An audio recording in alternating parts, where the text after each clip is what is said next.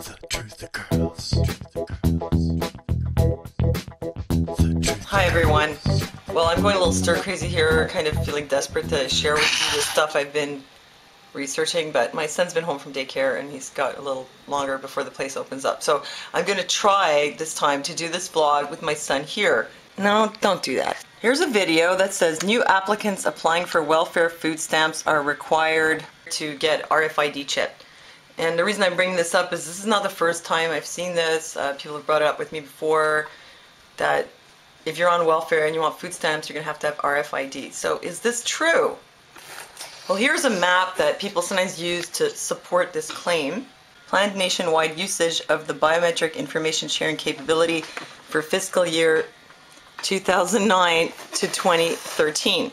So everything in gray, this means that they already have biometric ID. Biometric ID would be something like a machine that reads your fingerprint to make sure that it's really you.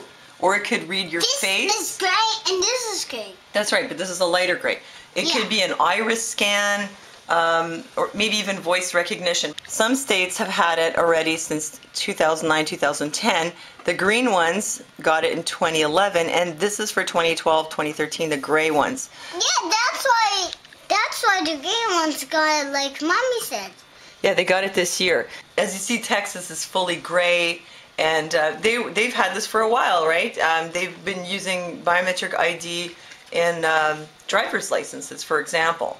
Okay, so here's another place you might want to visit if you're interested in this.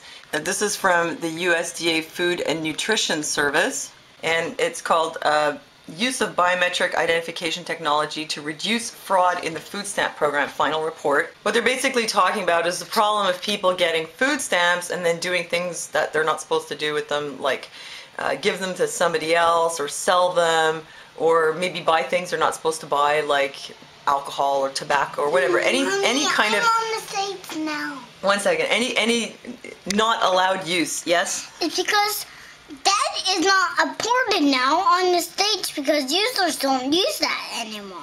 But poor people, they don't live so good in their house. Yeah. They don't feel good because they haven't eaten so much and they don't have so much food.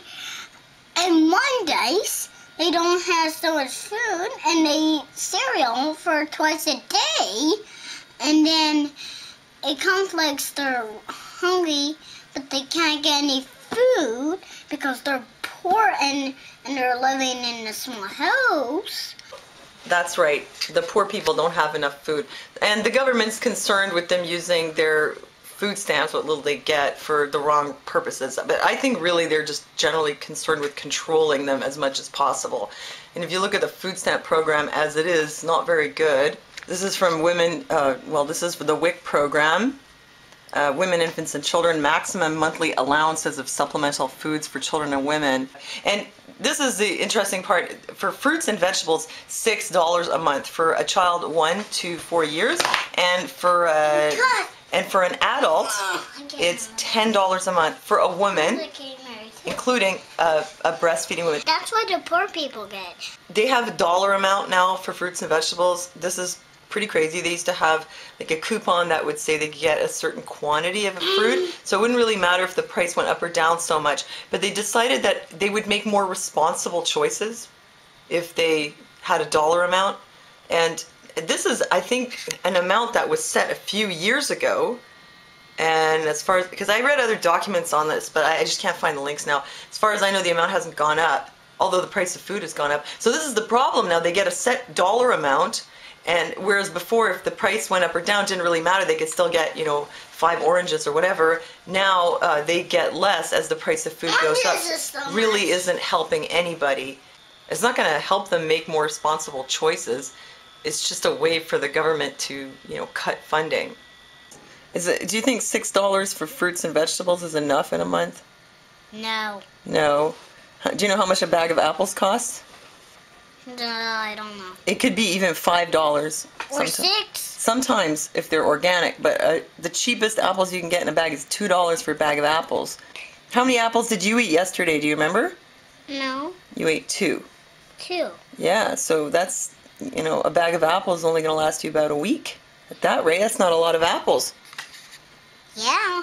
But back to the RFID question.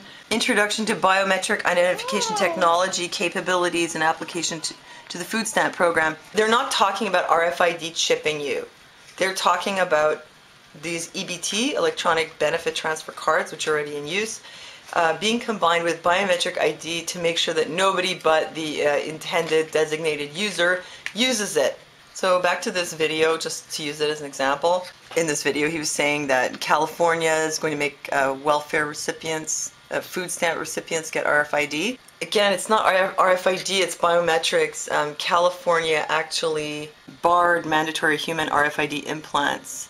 Here's an article from June of 2011. Well, that's good news. But that doesn't mean there's nothing to worry about. I mean, first of all, how much tax do people give to the government all the time? See that angel what do they use it for? They don't use it to feed the kids and the veterans and, you know, the single mothers and whoever.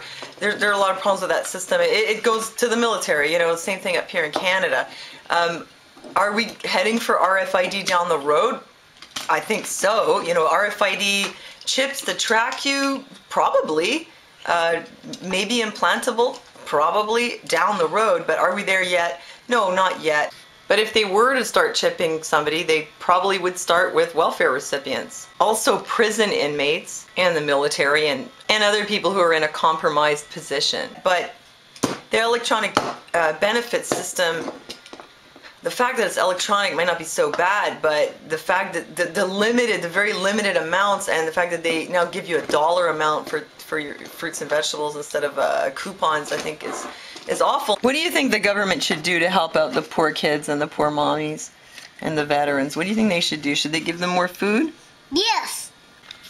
All right, well, they were nice. Okay, well that's it. We're done with our vlog.